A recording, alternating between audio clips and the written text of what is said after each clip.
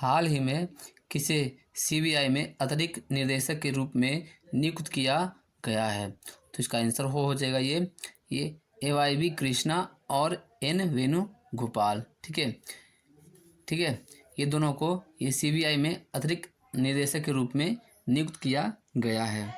चलिए इसका नोट्स देख लेते हैं। इसका नोट्स है वरिष्ठ IPS अधिकारी, ठीक है, AYV कृष्णा और N वेणुगोपाल को केंद्रीय जांच ब्यूरो यानी कि सीबीआई में अतिरिक्त निदेशक के रूप में नियुक्त किया गया है। ठीक है, चलिए नमस्कार दोस्तों, आज के इस वीडियो में मैं आप सभी को आज का महत्वपूर्ण करंट अफेयर बता रहा हूँ। 21 मई 2024 का ये सभी महत्वपूर्ण करंट अफेयर क्वेश्चन है।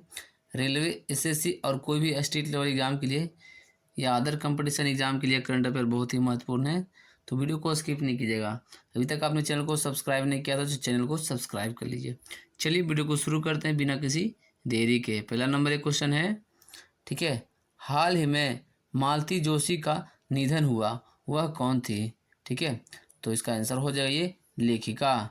मालती जोशी जो थी वह एक लेखिका थी जिनका हाल ही में निधन हो गया है। चलिए इसका नोट्स देख लेते हैं। प्रसिद्ध, ठीक है, कथाकार और पद्मश्री पुरस्कार से सम्मानित मालती जोशी का 90 वर्ष की आयु में निधन हो गया है। वह नई दिल्ली में उनका आवास पर निधन हो गया है। वह अन्नप्रणाली के कैंसर से वह पीड़ित थे। ठीक है, उन्हें कैंसर हो गया था और वह 90 वर्ष की आयु में उनका निधन हो गया उनकी आवास स्थान पर, जो कि वह दिल्ली में वह रह रही थी। ठीक है, चलिए अगला क्वेश्चन में आ जाते हैं। अगला नंबर एक क्वेश्चन है, हाल ही में रक्षा पर इब्राहिमी भारत मंगोलिया संयुक्त कार्य समूह की बैठक कहाँ आयोजित हुई है? तो इसका आंसर हो जाएगा ये उलान बटार। ठीक है, उलान बटार में ये इब्राहिमी भारत मंगोलिया संयुक्त एक कार्य समूह की बैठक आयोजन किया गया था। ठीक है, चलिए इसका नोट देख लेते हैं। भारत और मंगोलिया के रक्षा मंत्री की 12वीं संयुक्त कार्य समूह की बैठक मंगोलिया की राजधानी ये उलान बटार में आयोजित की गई थी। ठीक है, चलिए अगला क्वेश्चन में आ जाते हैं। अगला नंबर एक क्वेश्चन है, ठीक है, हाल ही में सुप्रीम कोर्ट बार एसोसिएशन के अध्यक्ष कौन बने हैं? तो इसका आंसर हो जाएगा ये कपिल सिब्बल। ठीक है, कपिल सिब्बल हैं जो इस सुप्रीम कोर्ट के ये बार एसोसिएशन के अध्यक्ष ये बने हैं, कपिल सिब्बल। ठीक है, चलिए इसका नोट्स देख लेते हैं। कपिल सिब्बल को, ठीक है, SCBA का अध्यक्ष चुना गया है। कपिल सिब्बल के अलावा वरिष्ठ अधिवक्ता आदित्य सिंह अग्रवाल, प्रदीप कुमार राय, प्रिया हिंगोरानी और अधिवक्ता त्रिपुरारी रे तथा नीरज श्रीवास्तव जो कि SCBA अध्यक्ष पद की दौर में वह शामिल हैं। ठीक है, चलिए अगला नंबर क्वेश्चन में आ जाते हैं। अगला नंबर एक क्वेश्चन है, हाल ही में इंडियन न्यूज़पेपर सोसाइटी के पूर्व अध्यक्ष का निधन हो गया। ठीक है, तो उनका नाम क्या है? तो इसका आंसर हो जाएगा ये नरेश मोहन। ठीक है, नरेश मोहन है जो ये न्यूज़पेपर सोसाइटी के वह पूर्व अध्यक्ष हैं। ये कौन न्यूज़पेपर? तो यह इंडियन न्यूज़पेपर। ठीक है, इंडियन न्यूज़पेपर सोसाइटी के पूर्व अध्यक्ष जिनका निधन हुआ है वह नरेश मोहन है। चलिए इसका नोट्स देख लेते हैं। इंडियन न्यूज़पेपर सोसाइटी यानी कि INS के पूर्व अध्यक्ष और उल्लेखनीय मीडिया व्यक्तित्व नरेश मोहन का दिल्ली में ICU में भर्ती होने के बाद बहुअंग विफलता के कारण 82 वर्ष की आयु में निधन हो गया है। उनका करियर हिंदुस्तान टाइम्स और द ट्रिब्यून में रहा है। उन्होंने 1990-91 में ये इंडियन न्यूज़पेपर सोसाइटी यानी कि INS का नेतृत्व किया। ठीक है, चलिए अगला क्वेश्चन में आ जाते हैं। अगला नंबर एक क्वेश्चन है, ठीक है, हाल ही में किस देश के प्रधानमंत्री चौथी बार फ्लोट टेस्ट का सामना किया है? तो इसका आंसर हो जाएगा ये नेपाल। ठीक है, नेपाल देश के जो प्रधानमंत्री थे चौथी बार वह फ्लोट टेस्ट का सामना करना पड़ा उनको। ठीक है, जो नेपाल के प्रधानमंत्री हैं उनको। ठीक है, चलिए इसका नोट्स देख लेते हैं। नेपाल प्रधानमंत्री प्रचंड ने संसद में जीता विश्वास मत। 18 महीने में वह चौथी बार साबित किया अपना बहुमत है, यानी कि फ्लोर टेस्ट। ठीक है, चलिए अगला नंबर क्वेश्चन में आ जाते हैं।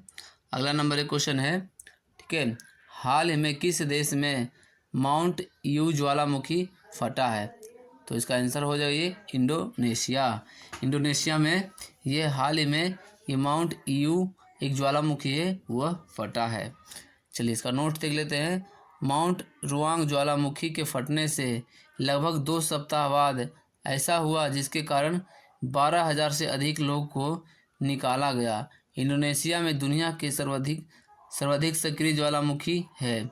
देश में 55 ज्वालामुखी ऐसे हैं जो कभी भी फट सकता है।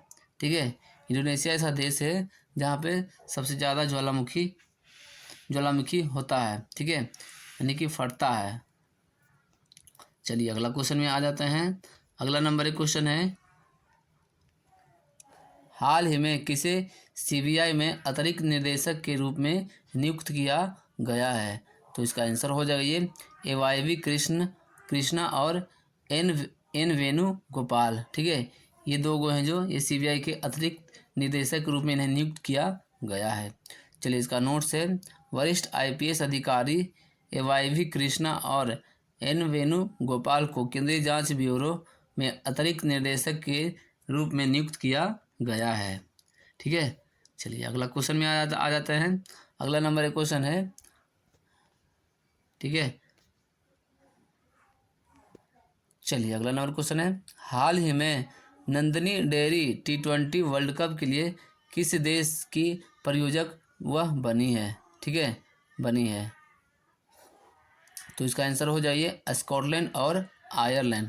ठीक है, नंदिनी डेयरी है जो ये स्कॉटलैंड और आयरलैंड देश के लिए T20 वर्ल्ड कप में यह प्रायोजक बना है। ठीक है, चलिए इसका नोट से, नंदिनी ब्रांड जो यह कर्नाटक में एक घरेलू नाम है।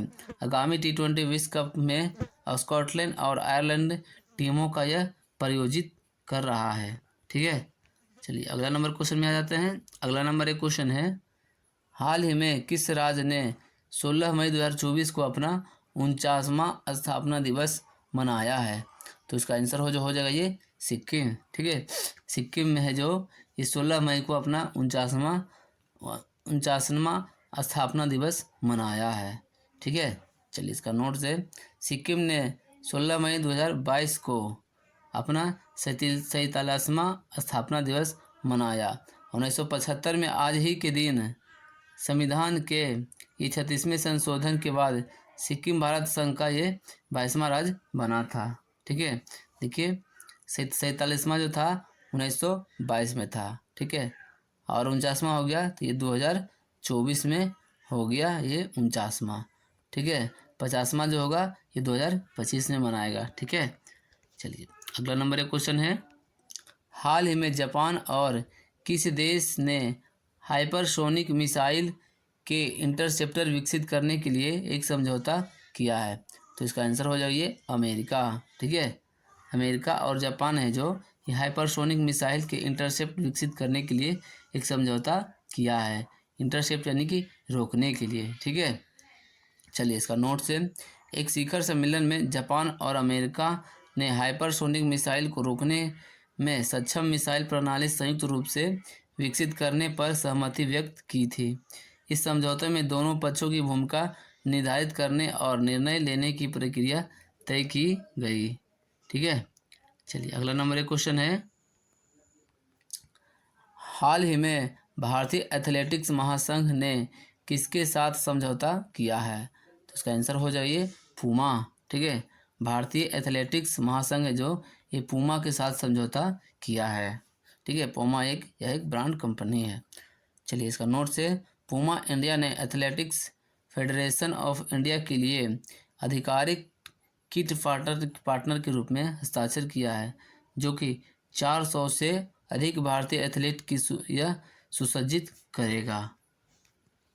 चलिए अगला नंबर क्वेश्चन में आ जाता है, भारत में हर साल को आतंकवाद विरोधी दिवस कब मनाया जाता है, यानी कि एंटी टेररिज्म डे कब मनाया जाता है? तो इसका आंसर हो जाएगा ये 21 मई को। ठीक है। 21 मई को भारत में प्रत्येक वर्ष आतंकवाद विरोधी दिवस मनाया जाता है, ठीक है, यानी कि आज ही के दिन।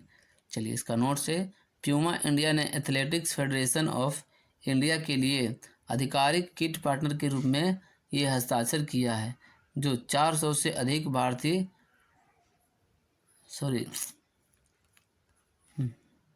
सॉरी दोस्तों, ये थोड़ा सा ये जो इसका नोट्स ये गलत है, ठीक है। तो दोस्तों आज हमने आप सभी को आज का महत्वपूर्ण करंट अफेयर इस वीडियो में आपको बताया। अगर वीडियो आपको अच्छा लगा तो वीडियो को लाइक कीजिए, कमेंट करके बताइए कि आपको बेस्ट क्वेश्चन कौन सा रहा, कुछ गड़बड़ी है तो बताइए, हम वीडियो में सुधार करेंगे। अभी तक आपने अभी की स्टडी पॉइंट को आप सब्सक्राइब नहीं किया तो चैनल को सब्सक्राइब कर लीजिए।